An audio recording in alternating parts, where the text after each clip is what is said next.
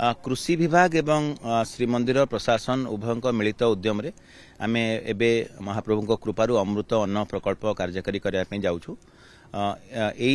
योजना अंतर्गत यह माननीय मुख्यमंत्री अनुमोदन लाभ करा सरी। बलभद्र जैविक चाष अंतर्गत एक स्पेशल कंपोनेंट हिसाब से प्रोजेक्ट बा प्रकल्प कार्यकारी हम जो जैविक चाउल रे प्रस्तुत अन्न महाप्रभुंकर जो कोठ भोग लगुच से लगी हेब।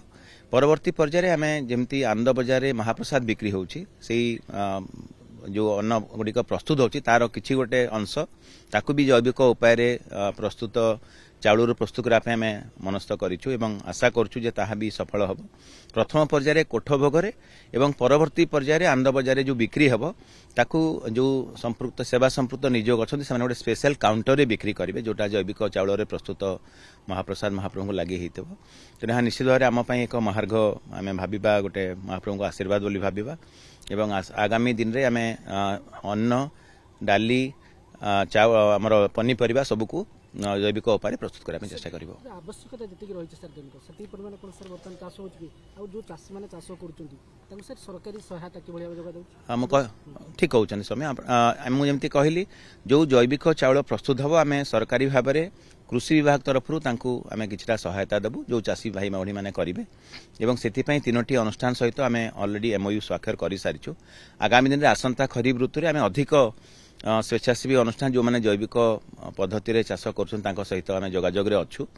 तेणु बर्तमान कोठ भोग प्रस्तुति किसी असुविधा हे ना बोली आम आशा करूँ महाप्रभु कृपारू। चलित खरीफ ऋतु जहाँ उत्पादन हम किछि मास पर उत्पादन है चाउल धान चाउल करके सांगे सांगे लगी पार ना तार जो प्रक्रिया अच्छी से 4-5 मास आमको अपेक्षा करा पड़ो। तेणु आशा करवा जे आगामी वर्ष 2026 घोष यात्रा बेलू हुए तो आम ए सफल हो पार। एबे आमर जैविक उपाय चाष करने सरकार तरफ पारंपरिक कृषि विकास योजना राष्ट्रीय कृषि विकास योजना और अन्य योजना माध्यम बलभद्र जैविक चाष माध्यम सहायता दौचु। 1000 हेक्टर रे आमे एबे जो ट्रेडिशनल वेराइटी एरोमेटिक राइस अच्छी आम ओडिशार ताकू आमे स्वतंत्र भाव में गोटे प्रकल्प करछु जद्वारा कि जहाँ अलग अधिक दाम रे ताकू आमे क्रय करिकी ताकू बिक्री बटार व्यवस्था करछु।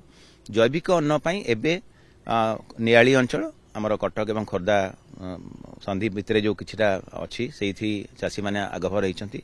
बरगढ़ जिलार पद्मपुर उपखंडर पाइकमाल अंचल रे एवं कोरापुट जिलार जयपुर बोरीगमा एवं कोटपाड़ ये आम आरंभ करछु परीक्षामूलक भाव में। यह निश्चित भाव में महाप्रभु कृपारू सफल हो आम आशा करवा।